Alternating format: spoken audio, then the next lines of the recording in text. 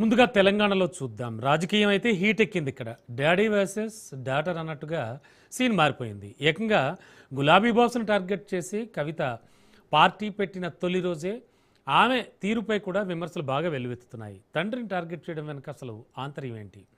నిన్నటి వరకు నాన్న దేవుడు, మరిప్పుడు వేరే మనిషి అయిపోయాడా? అంటే మరమనిషిగా మారిపోయాడా? అసలు తెలంగాణలో మరో రాజకీయ పార్టీ అవసరం ఉందా?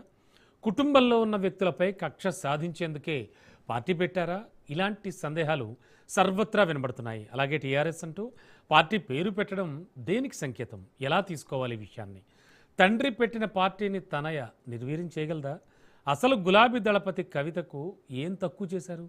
ఎంపీగా ఓడిపోతే కవితకు ఎమ్మెల్సీ ఇవ్వలేదా అంటూ సూటిగా ప్రశ్నిస్తోంది తెలంగాణ సమాజం. కేసీఆర్, కేటీఆర్లను కవిత ఎందుకు టార్గెట్ చేశారు? గులాబీ అగ్రనేతల పేర్లు తీయకుండా ఆమె రాజకీయం చేయలేరా?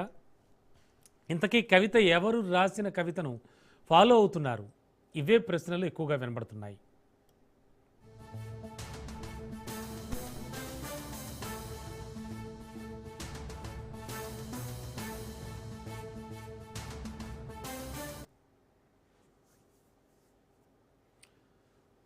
ఎస్, రైట్ నౌ జరుగుతున్న తెలంగాణలో ఉన్నటువంటి పొలిటికల్ సెనారియో ఒకసారి చూద్దాం. దీనికి సంబంధించి మనకి మరింత విశ్లేషణ, అలాగే ప్రజెంట్ ట్రెండ్ ఎలా ఉందో వివరించడానికి మా ఇన్పుట్ శ్రీకాంత్ సిద్ధంగా ఉన్నారు. శ్రీకాంత్, టీఆర్ఎస్ సేమ్ నేమ్ మొత్తం అంతా కూడా ఏం ప్రతిబింబిస్తోందో, ఏం ప్రతిఫలిస్తోందో మనం చూస్తున్నాం. ఓవరాల్గా ఇది ఎక్కడి వరకు దారితీసే అవకాశాలు ఉన్నాయి? అసలు నిజంగా తెలంగాణలో శ్రీకాంత్ అంత వ్యాక్యూమ్ ఉందా? మరో పార్టీ అవసరం ఉందా? అంటే ఈ రకరకాల క్వశ్చన్లు అయితే వస్తున్నాయి. విశ్లేషకులు కూడా రకరకాలుగా చెప్తున్నారు. మనమే మాట్లాడుతూ ఉన్నాం చాలామందితో. అండ్ అంటే ఏం జరగబోతోంది? ఎలా చూడాలి కొత్త టీఆర్ఎస్ని? రమణ, మీరు అన్నారు తెలంగాణలో కొత్త పార్టీ అవసరం అని చెప్పేసి. బట్ అంటే ఈ ఎపిసోడ్లన్నీ మనం చూస్తున్నాం. రెండు జాతీయ పార్టీలు, తర్వాత ప్రధాన ప్రతిపక్షమైనటువంటి టీఆర్ఎస్ పార్టీ, అలవాట్లో పొరపాటు, మళ్ళీ కొత్త టీఆర్ఎస్ పార్టీ వచ్చింది. So okay, whatever. TRS party 2 అందాం రమణ, దీన్ని మనం ప్రస్తుతానికి టీఆర్ఎస్ పార్టీ 2 అందాం. ఎందుకంటే ఇది కవిత టీఆర్ఎస్ పార్టీ కాబట్టి. అయితే కేసీఆర్ లేని టీఆర్ఎస్ పార్టీ, దీన్ని చూడాలి. సో ఇప్పుడున్నటువంటి పరిస్థితుల్లో కొత్త పార్టీ అవసరం అంటే, పార్టీలు రావచ్చు, కొత్త పార్టీలు పెట్టొచ్చు, ఎవరైనా రాజకీయం చేయొచ్చు. ఈ భారతదేశంలో ఎవరైనా పార్టీలు పెట్టుకోవచ్చు, రాజకీయం చేయొచ్చు. రాజకీయాల్లోకి రావాలా, కొత్త పార్టీలు వస్తే కొత్త నాయకత్వం వస్తుందని చెప్పడంలో ఎట్లాంటి సందేహం లేదు. సో ఈ పార్టీలు కొత్త నాయకత్వాన్ని బయట తీసుకురావడంలో ఉపయోగపడతాయి. ఆనాడు తెలుగుదేశం పార్టీ వస్తేనేమి, ఆ తర్వాత టీఆర్ఎస్ పార్టీ వస్తేనేమి, చాలా పార్టీలు, కొత్త పార్టీలు రావడం జరిగింది. అయితే వచ్చి సస్టైన్ అయినటువంటి పార్టీలు మాత్రం చాలా కొన్ని అనే చెప్పాలి.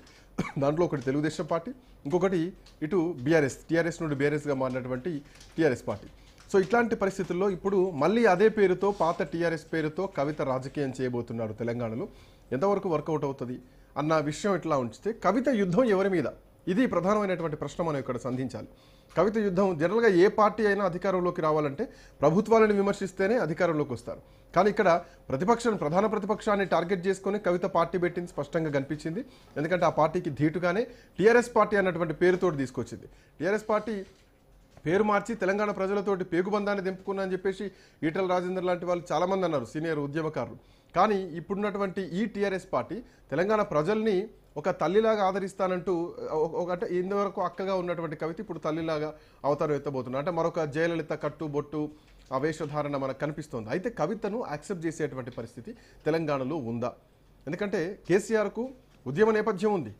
పార్టీని 25 సంవత్సరాలుగా నడిపించారు. ఓ 14-15 ఏళ్ళు పార్టీని భుజాన మోసారు. ఆ తర్వాత ప్రభుత్వంలోకి వచ్చారు. సో అట్లాంటి చరిత్ర ఉన్నటువంటి పార్టీ. సో ఒక్కటే రోజు ఈరోజు ఈ పార్టీకి చాలా ప్రశ్నలు వినిపిస్తున్నాయి.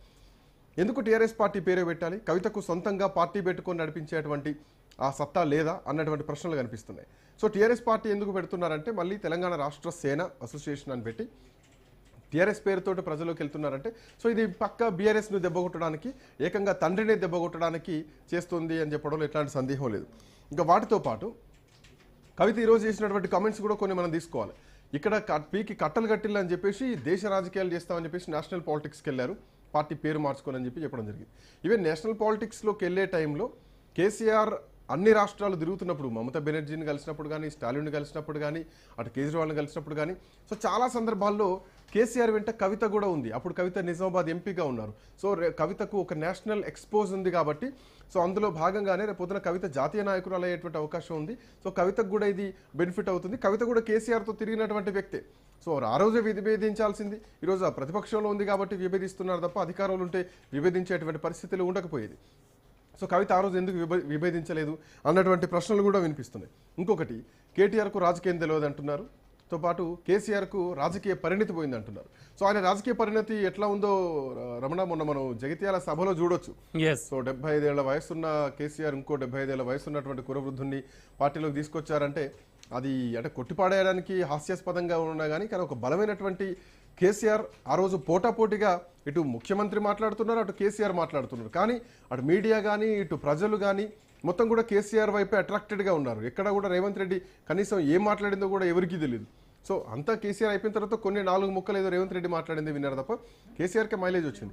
సో కేసీఆర్కు రాజకీయ పరిణతి లేదు అంటే మొన్న జరిగినటువంటి సభే సజీవ సాక్ష్యంగా కనిపిస్తోంది. కేసీఆర్ మళ్ళీ ఒక ఉద్యమ కాలం నాటి కేసీఆర్ మనకు ఆ రోజు కనిపించడం జరిగింది.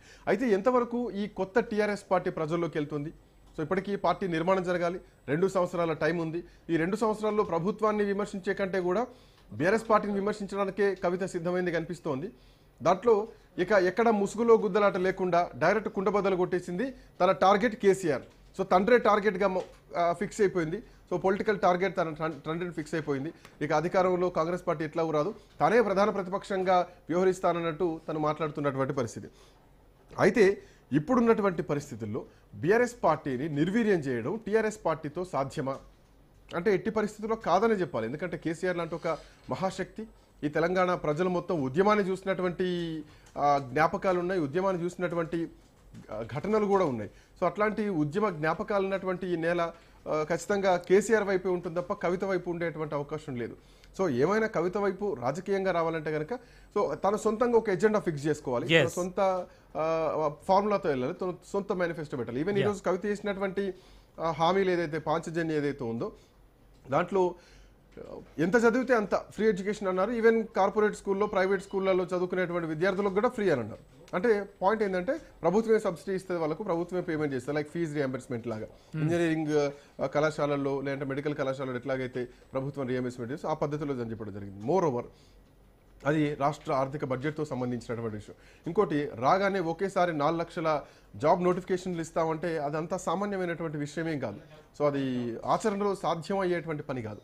సో అది కవిత చేసినటువంటి కామెంట్. ఈవెన్ గతంలో రేవంత్ రెడ్డి కూడా అన్నారు, జాబ్ క్యాలెండర్లు అన్నారు, నిరుద్యోగ భృతి అన్నారు, మహాలక్ష్మి పథకం కింద మహిళలకు నెలకు 2,500 రూపాయలు పింఛన్ అన్నారు. కేసీఆర్ 12,000 ఇస్తే నేను 15,000 ఇస్తా అన్నారు, మళ్ళీ అదే 12,000 అయిపోయింది. రైతు భరోసా అన్నారు, రైతు బంధుని తీసేసి రైతు భరోసా ఇప్పటికి వచ్చింది లేదు. సో ఇట్లాంటి ఆర్థికంగా ఇబ్బందుల్లో ఉన్న తెలంగాణ రాష్ట్రంలో ఈ పథకాలు అంత ఈజీ అయినా తులం బంగారు స్కూటర్లు అన్నటువంటి స్థాయిలో ఈ పథకాలు కవిత చేసేటువంటి ఏవైతే హామీలు ఉన్నాయో ఇవి కనిపిస్తుంది. బట్ చూడాలి, కవిత పార్టీ అంత ఈజీగా సస్టైన్ అయ్యేటువంటి పరిస్థితి కాదు. కేసీఆర్ ను మైమరిచిపోయి కవిత రాజకీయం చేసేటువంటి పరిస్థితి లేదు. బట్ కవిత రాజకీయం చేయాలంటే తనకంటూ ఒక ఎజెండా ఫిక్స్ చేసుకోవాలి, తనకంటూ ఒక జెండా ఫిక్స్ చేసుకోవాలి, తనకంటూ ఒక పక్కా ప్రణాళికతో ముందుకెళ్లాల్సినటువంటి అవసరం ఉంది. Thank you Srikanth.